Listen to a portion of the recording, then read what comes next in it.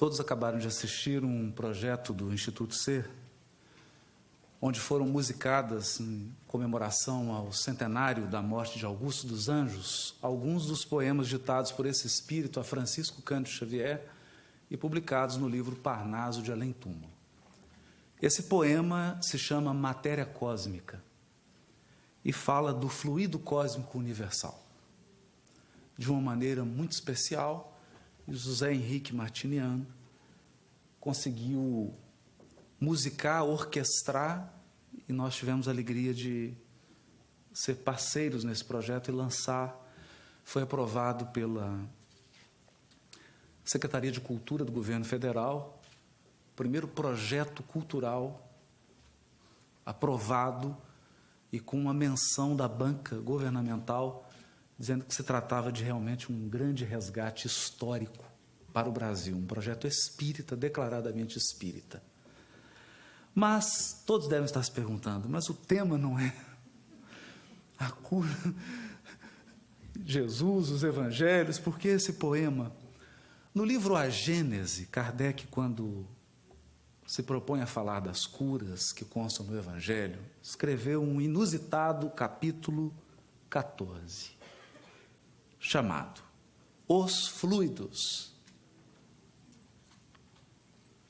Embora não seja a nossa intenção abordar aspectos ligados ao procedimento das curas operadas por Jesus, até porque nos falta na condição humana de desenvolvimento psíquico e espiritual condições para avaliar em toda a sua amplitude a ação curadora de Jesus nos corpos e nas almas, é importante deixar claro que a nossa abordagem das curas nos evangelhos, em torno de 26 registradas pelos evangelistas, revelam, à luz da doutrina espírita, uma outra maneira de enxergar a saúde e o processo da cura.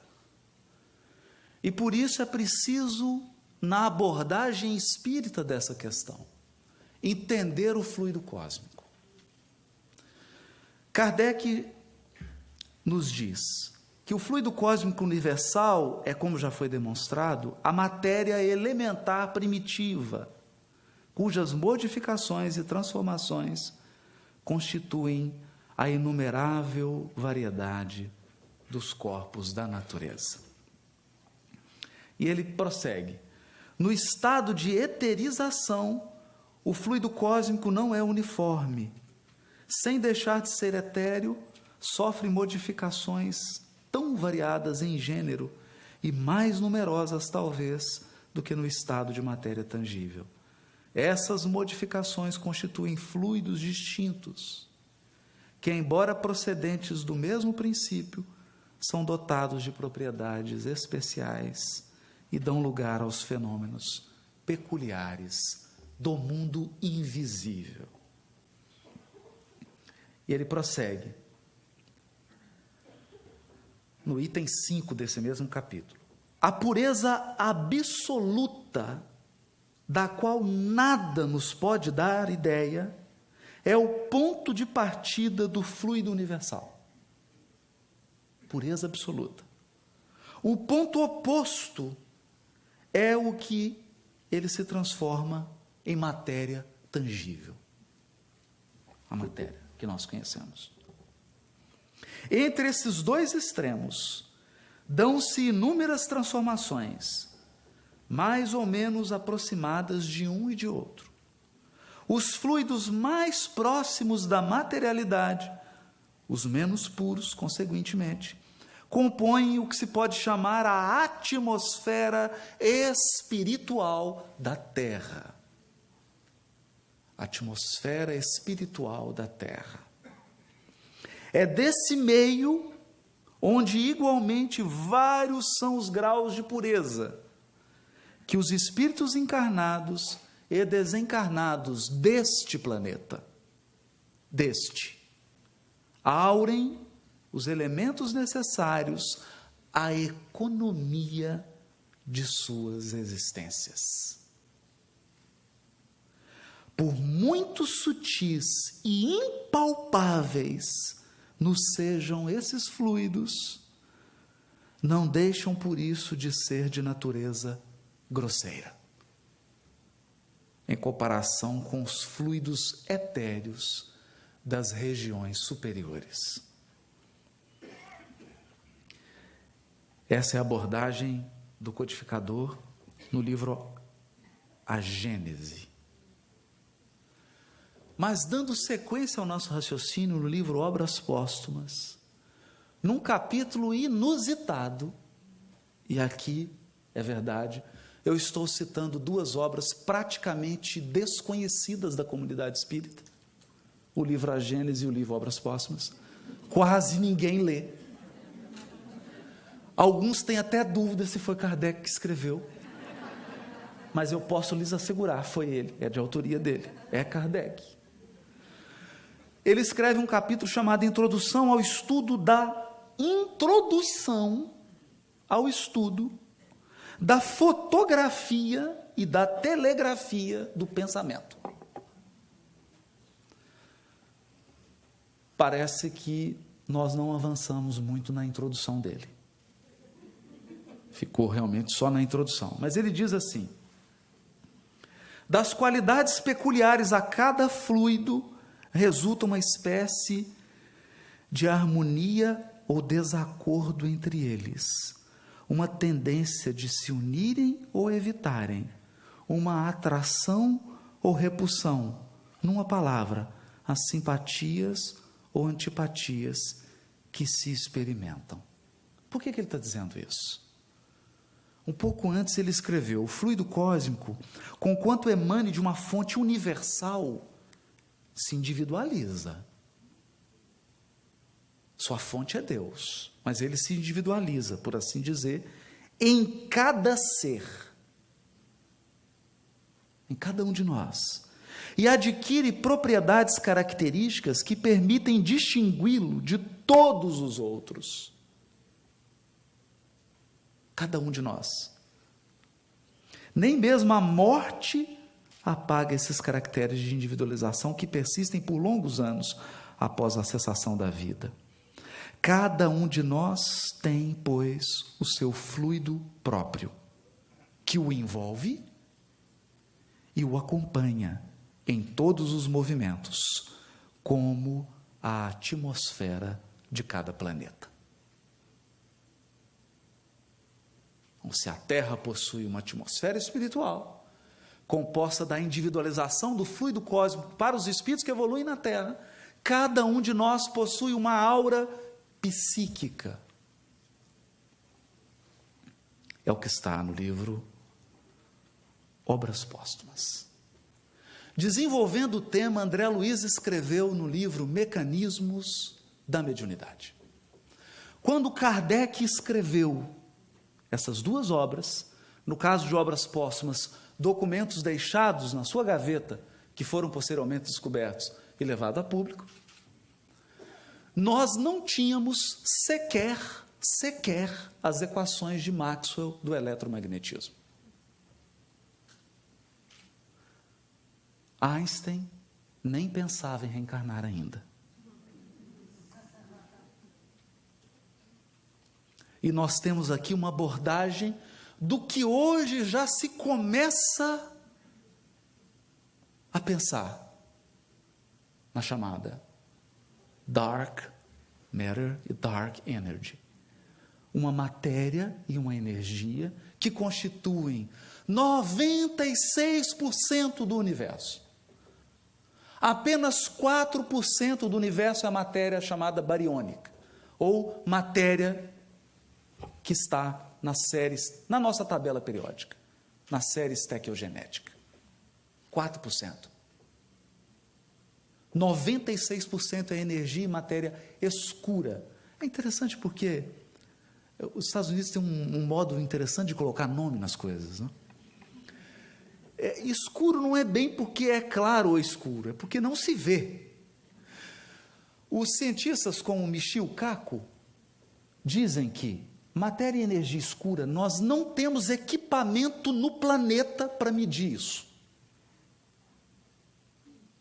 Mas sem isso, nós não temos a explicação, por exemplo, da expansão do universo.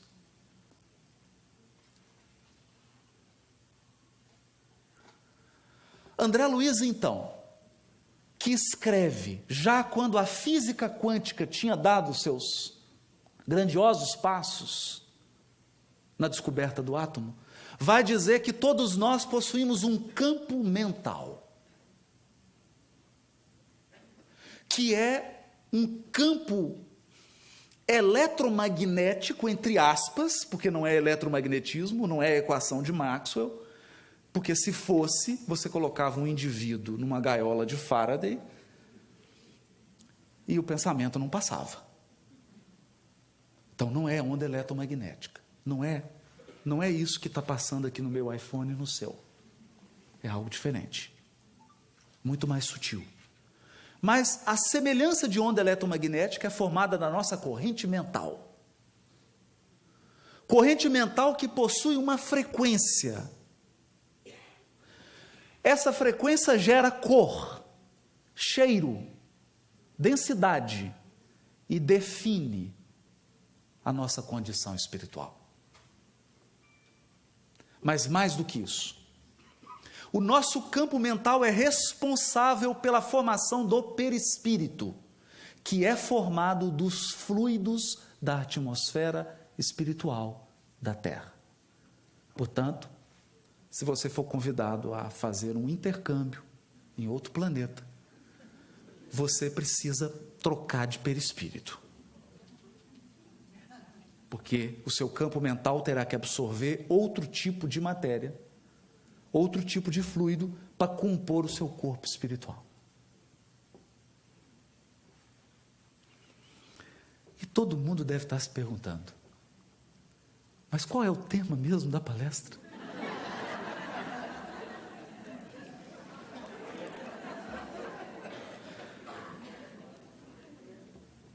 No livro O Evangelho segundo o Espiritismo, também pouquíssimo lido, temos um capítulo chamado A Fé Transporta Montanhas.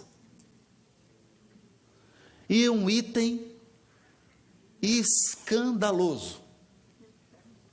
O item 12 desse capítulo, eu vou deixar até aqui o texto aberto, depois a organização vai fazer uma auditoria para ver que eu realmente estou lendo. Isso está escrito na codificação. O item se chama A Fé Humana e a Fé Divina. Esse espírito, que é o espírito protetor, não se identifica, escreveu em Paris, 1863, começa dizendo: no homem, a fé é. Então, pausa.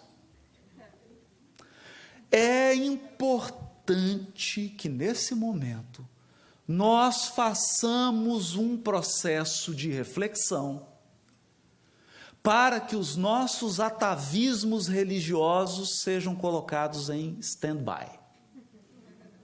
Eu sei que você já teve 1.500, 1.600 anos de reencarnação na Igreja Católica. Talvez você já tenha 400, 500 anos de reencarnação no protestantismo.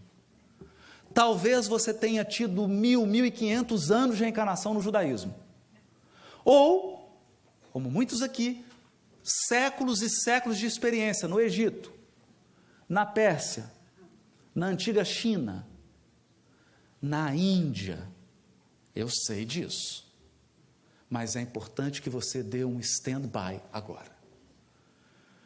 Porque se nós não definirmos os termos, nós não vamos entender nada. Esse Espírito vai definir a palavra fé. Uma nova luz sobre esse conceito.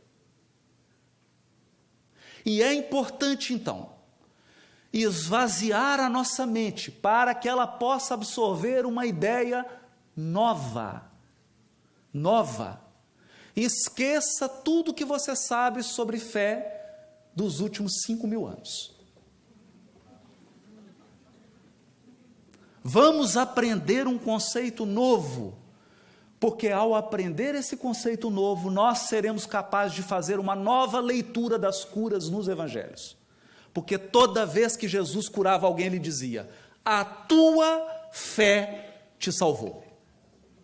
Então, se você vem com seu atavismo de espírito e acha que fé é adorar um carvalho, que fé é adorar um relâmpago, que fé é entrar numa igreja, que fé é acreditar naquele rol de santos, hoje substituídos por médiuns, palestrantes, etc. Mas se a gente pensa que a fé é isso, é preciso rever conceitos, porque o Espírito vai dizer: a fé é o sentimento. Então, fé não é um raciocínio. Fé não é um pensamento. Fé não é um paradigma. Fé não é uma ideia que você tem, não é um insight. Fé é um sentimento inato de seus destinos futuros. Eu sei, você sabe qual é o seu destino espiritual. Cada um de nós sabe, lá no fundo da consciência, quem nós verdadeiramente somos. Por que fomos criados? Qual é nosso destino final? É a consciência que o homem tem das faculdades imensas depositadas em estado de germen em seu íntimo, a princípio em estado latente, e que lhe cumpre fazer que desabrochem e cresçam pela ação da sua vontade. Em resumo, nós somos deuses. Somos filhos do Criador, filhos da inteligência suprema, portanto, inteligências divinas. Mas trazemos essas potências celestes em estado de germen. E somente uma vontade poderosa, disciplinada, robustecida, ao longo de vastas experiências, é capaz de fazer acordar esses germens. Até o presente, olha o que o Espírito está dizendo, 1863, até o presente, a fé não foi compreendida senão pelo seu lado religioso. E o que ele está dizendo? Eu não vim aqui falar de lado religioso de fé. É isso que ele está dizendo. Até agora só foi compreendida no aspecto religioso, porque o Cristo a exalçou como poderosa alavanca, mas, como consideram o Cristo apenas como chefe de uma religião, não entendemos a fé. Consideramos o Cristo apenas o chefe de uma religião. Não entendemos ainda o papel do Cristo na evolução anímica, na evolução desse planeta, no aprimoramento dos seres. Então, o que diz o Espírito? Não compreendemos nem Jesus e nem a fé. Entretanto, o Cristo que operou milagres materiais, milagres entre aspas, ele põe aqui, mostrou por esses milagres mesmos o que pode o homem quando tem fé. O que pode o homem, não o que pode ele. Detalhe: quando Jesus cura alguém, ele quer mostrar o que pode quem foi curado, não o que pode ele. O que pode você, o que pode eu. Isto é, a vontade de querer e a certeza de que essa vontade pode obter satisfação.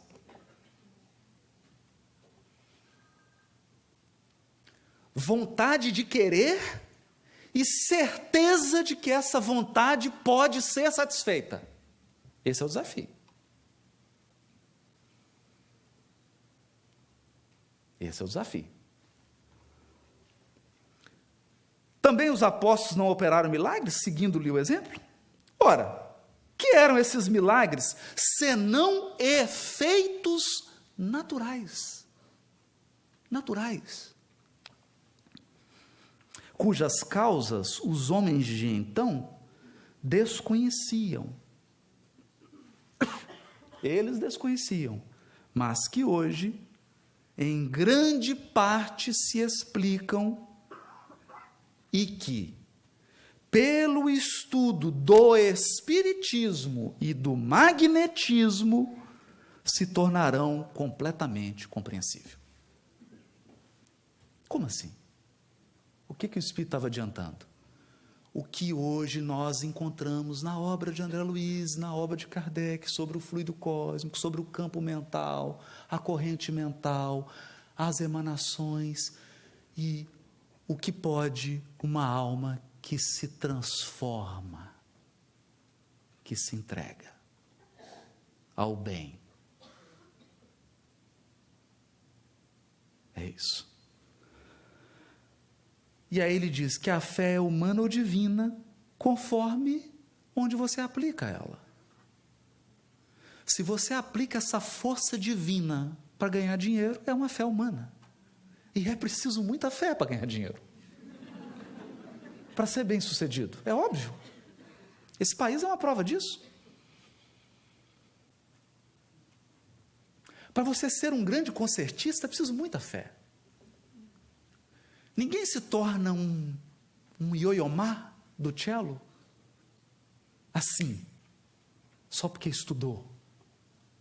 É preciso muita fé. Vontade de querer e certeza de que essa vontade pode obter satisfação.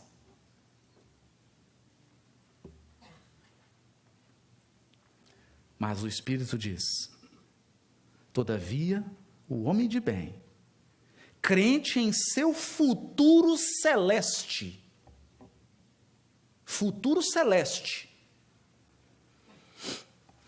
deseja encher de belas e nobres ações a sua existência, aure na sua fé, na certeza da felicidade que o espera, a força necessária, e ainda aí se operam milagres de caridade, de devotamento e de abnegação. Enfim, com a fé não há maus pendores que não se chegue a vencer. O magnetismo é uma das maiores provas do poder da fé posta em ação. E o Daniel citou aqui, a água fluidificada. Por exemplo. Repito, a fé é humana e divina. Se todos os encarnados, e aqui eu estou lendo, depois pode pedir para a presidente da federação conferir aqui. Se todos os encarnados se achassem bem persuadidos da força que trazem em si, e se quisessem pôr a vontade a serviço dessa força, seriam capazes de realizar o que até hoje eles chamaram prodígios. E que, no entanto, não passa de um desenvolvimento das faculdades humanas.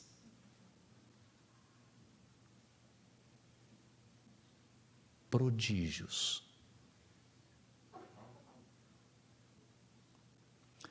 A usina de poder espiritual está em nós, adormecida. Em nós. Eu vou citar alguns exemplos. Alguns pequenos exemplos. Certa vez, Francisco Cândido Xavier estava atendendo uma pessoa muito, muito pobre. Mas ele também estava numa pobreza extrema. passando por enorme dificuldade material.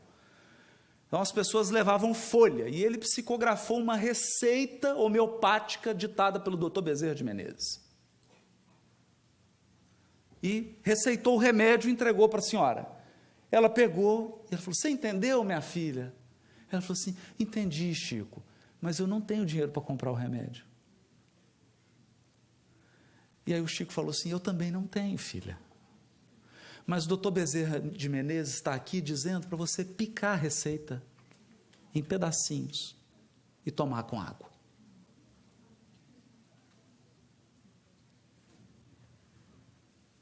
Um mês depois ela estava curada. E essa história eu ouvi de testemunhas oculares em Pedro Leopoldo do caso.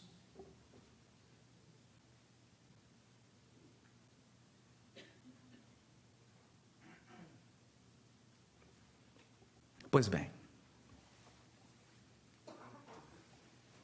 nós poderíamos fazer uma seleção do conjunto de curas citadas nos evangelhos, 26. Mas eu selecionei duas, especialmente duas, que nos darão uma ideia. Primeiro, dos germes e dos potenciais divinos que dormem em nós, até que tenhamos coragem de acordá-los. Segundo, para ilustrar por que adoecemos. Apesar das brilhantes palestras de Divaldo, Alberto Almeida, do Daniel, que acabou de falar aqui sobre muda o pensamento, muda a vida, mudou a forma de pensar, mudou o piso de sentimento, muda o destino. Porque nós somos um ímã que atraímos pessoas, circunstâncias, acontecimentos, de acordo com as experiências que o nosso campo mental necessita, pede. Se você muda o seu campo mental, você passa para um novo piso de experiência. Tudo muda. Pessoas chegam, pessoas vão embora, acontecimentos mudam, muda tudo. Às vezes você até desencarna. Não há nenhum problema nisso. Espero que não. Pois bem, no livro Ação e Reação, capítulo 7, o ministro Sânzio, ministro do Auxílio, conversa com André Luiz, respondendo a uma pergunta. André Luiz pergunta: o que é o bem e o que é o mal? Simples a pergunta. Só o maior problema filosófico da humanidade. E o ministro Sânzio diz assim: não enveredemos pelos labirintos da filosofia. Vou te dar uma resposta objetiva. E ele diz assim: é fácil conhecer o bem quando o nosso coração se nutre de boa vontade à frente da lei.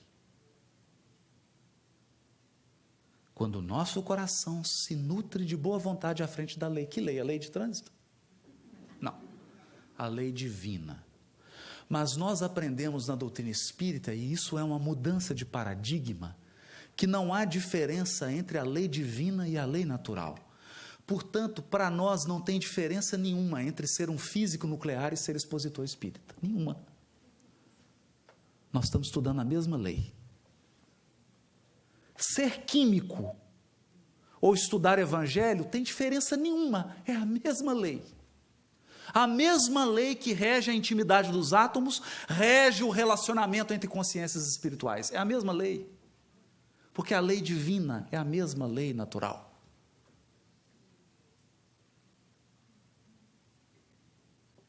Mas que história é essa de ter boa vontade ou má vontade perante a lei divina? Prossegue Sânzio: o bem, meu amigo, é o progresso. Isso nós sabemos. É a felicidade. Ótimo. É a segurança. E a justiça. Ótimo. Para todos os nossos semelhantes. Hã? Para todos? Espera aí. É isso mesmo? É, para todos. E para todas as criaturas de nossa estrada, aos quais devemos empenhar as conveniências de nosso exclusivismo, mas sem qualquer constrangimento por parte de ordenações puramente humanas, que nos colocariam em falsa posição no serviço por atuarem de fora para dentro, gerando muitas vezes em nosso cosmo interior, para nosso prejuízo, a indisciplina e a revolta. Por isso que o Espiritismo não proíbe nada e não ordena nada, ele espera tudo. Espera tudo de nós. Porque isso aqui não é um código de leis para impor de fora para dentro. Não é um conjuntinho de moralismo, de regrinhas. É um conjunto de princípios que muda consciências. É diferente. O bem será desse modo. Nossa decidida cooperação com a lei a favor de todos. Ainda mesmo que isso nos custe a renunciação mais completa, visto não ignorarmos que, auxiliando a lei do Senhor e agindo de conformidade com ela, seremos por ela ajudados e sustentados no campo dos valores imperecíveis. Sustentados e ajudados pela lei. Quando nós agimos em benefício do bem comum, somos amparados pela lei divina. Por isso, outro benfeitor disse para André Luiz no livro Mensageiros: todo aquele que opere no bem, de alma voltada para Deus, deve aguardar sempre o melhor. Não é promessa de amizade, é lei. E o mal será sempre representado por aquela triste vocação do bem unicamente para nós mesmos. Então, bem de todos é o bem verdadeiro. Bem só para mim é o mal.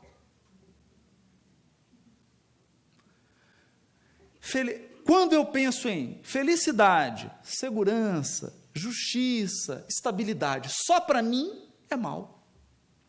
Porque eu saio passando em cima de todo mundo, saio ferindo vidas, ferindo sentimentos, alterando o equilíbrio da vida para garantir a minha felicidade.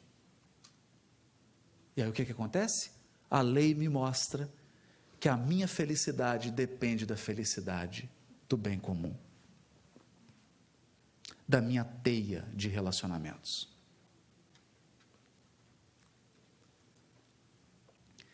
Então, o bem unicamente para nós mesmos expressa-se no egoísmo e na vaidade, na insensatez e no orgulho que nos assinalam a permanência nas linhas inferiores do espírito. Possuímos em nosso Senhor Jesus Cristo o paradigma do eterno bem sobre a terra. Tendo dado tudo de si em benefício dos outros, não hesitou em aceitar o supremo sacrifício no auxílio a todos, para que o bem de todos prevalecesse, ainda mesmo que a ele, em particular, se reservassem a incompreensão e o sofrimento, a flagelação e a morte.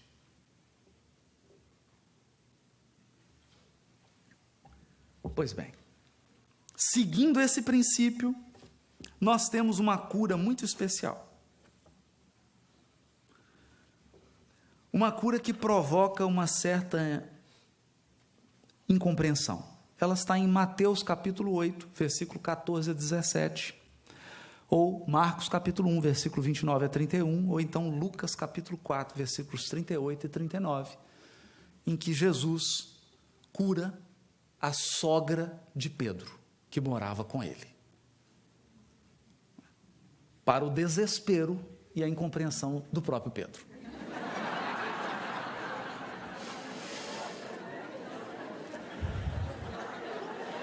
Mas o bonito dessa cura, e nós selecionamos ela, Porque a sogra de Pedro estava com febre.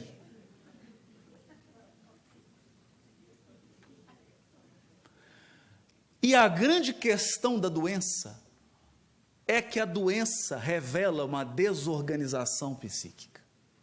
Toda doença. Isso já foi dito. Quando o psiquismo se desorganiza, ele gera uma tensão. Ou, falando em linguagem técnica, André Luiz, a corrente mental vai para não sei quantos amperes. Isso aumenta a tensão. Aumentou a tensão. Isso se transmite para o perispírito. E o perispírito transmite para o corpo. E o corpo não aguenta. Não aguenta. Porque o nosso corpinho é formado de 50 trilhões de célulazinhas, cada uma com seu princípiozinho inteligente. E elas são dóceis. Dóceis.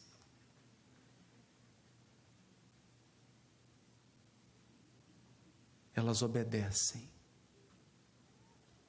Se você der um comando para elas, repetido, elas obedecem. Quando vem aquela carga psíquica, vai lesionar. Mas a desorganização psíquica vem de onde? Por que nós nos desorganizamos psiquicamente? Nos desorganizamos porque entramos em conflito com a lei divina. Portanto, no fundo, e é o que diz Hahnemann, só há uma doença, é uma só, todas as outras derivam dela. Ele chamou de psora primária. Taylor Kent, um americano, que escreveu o livro Lições de Filosofia Homeopática, desenvolvendo o pensamento de Hahnemann, um dos mais brilhantes discípulos que levou a homeopatia às suas últimas consequências, americano, diz: essa doença primária é o afastamento de Deus. Quando a nossa relação com Deus entra em crise, você não consegue ter uma DR satisfatória. Não por causa de Deus, por causa da gente. Porque na minha busca por felicidade, na minha busca por segurança, na minha busca por prazer, eu deixo de respeitar os princípios da lei divina. E ao desrespeitar os princípios da lei divina, como a lei divina está na minha própria consciência, eu gero tensão psíquica. Essa é a doença fundamental. Essa doença vai gerar comportamentos muito específicos. Medo, culpa, orgulho e egoísmo. Tudo mais de ruim deriva dessas quatro coisas.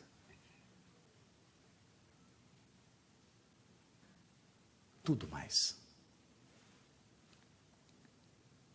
Medo, culpa, orgulho e egoísmo. Portanto, diz Taylor Kent,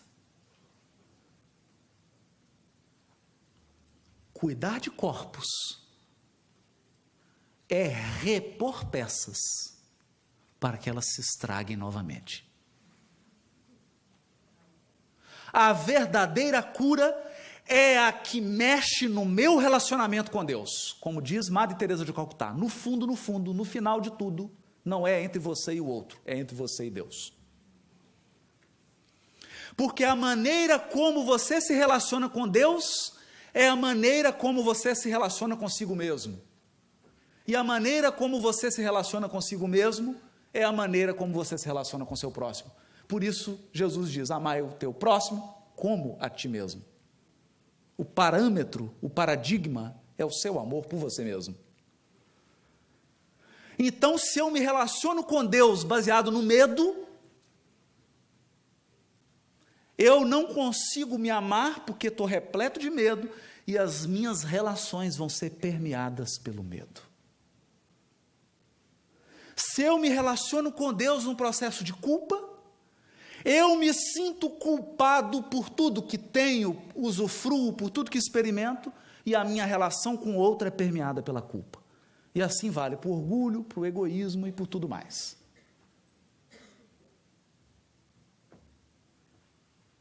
Quando eu acerto esse relacionamento primordial, porque a nossa relação com Deus, a minha com Deus, e ela é individual, pessoal e intransferível. Eu não posso fazer a sua experiência e você não pode fazer a minha. Quando essa relação com Deus é acertada, quando o Espírito começa a fazer isso aqui, cooperar com a lei a favor de todos, ainda que isso lhe custe a renúncia completa, a lei do Senhor passa a ajudar e a sustentar essa criatura rumo à aquisição dos valores imperecíveis. O que isso tem a ver com a sogra de Pedro? Ela estava em febre, mas o texto é inusitado. Ela está deitada com febre, Jesus a toca, e a cura termina assim: e ela se levantou e passou a servir a todos. Entenderam? Precisou desorganizar-se, precisou passar pela experiência da febre, porque vivia no regime do egoísmo, vivia no regime psíquico das criaturas que só querem ser servidas, que passam pela vida como parasitas, como predadores, apenas sugando a energia dos outros, sugando, de tudo e de todos, gozando, usufruindo, se beneficiando, sem devolver nada. Mas nós fomos criados para o amor, e o amor se sustenta daquilo que nós damos. Certa vez uma senhora narra um grave problema que ela passava no casamento. O Chico puxou ela, pegou na mão, olhou nos olhos dela e falou assim: minha filha, aprenda a se nutrir do amor que você dá.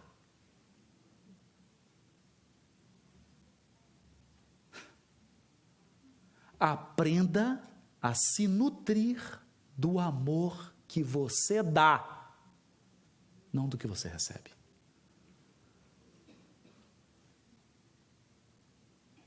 É o amor que nós amamos que nos nutre, não o que nós recebemos.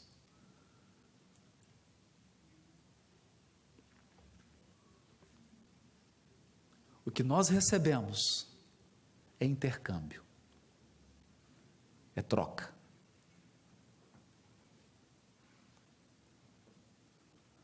Portanto, a sogra de Pedro passou a servir a todos, porque quem serve a todos entra num regime de relacionamento com Deus, que é o regime da abundância. Quem está afastado de Deus está no regime da escassez, falta tudo. É o que o Daniel mostrou o copo. Está sempre meio vazio. Tudo vai acabar, está em crise, tudo vai ter um problema, porque é o regime psíquico da escassez. Então eu tenho que tomar, Eu só uso uma roupa de cada vez, mas eu tenho que ter um guarda-roupa com 200.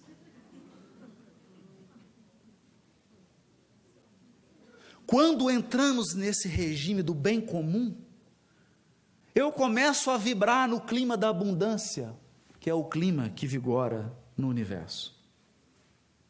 E a segunda cura, que nós selecionamos, para ilustrar, é claro que nós estamos fazendo aqui um recorte possível, né? O que é possível ser feito. É a cura da mulher que possuía um fluxo de sangue há 12 anos. Isso está em Mateus 9, 20 a 22, Marcos 5, versículos 25 a 34, e Lucas 8, versículos 43 a 48, que chama atenção nessa mulher. Todos já sabem a história. Ela tenta tocar em Jesus, e toca em Jesus, e Jesus pergunta: alguém me tocou? Tinha quase que um número desse aqui de pessoas, e Jesus no meio, aquele esbarra para cá, ele fala: alguém me tocou, porque esbarrar não é tocar. Você pode conviver com uma pessoa 50 anos e não absorver nada.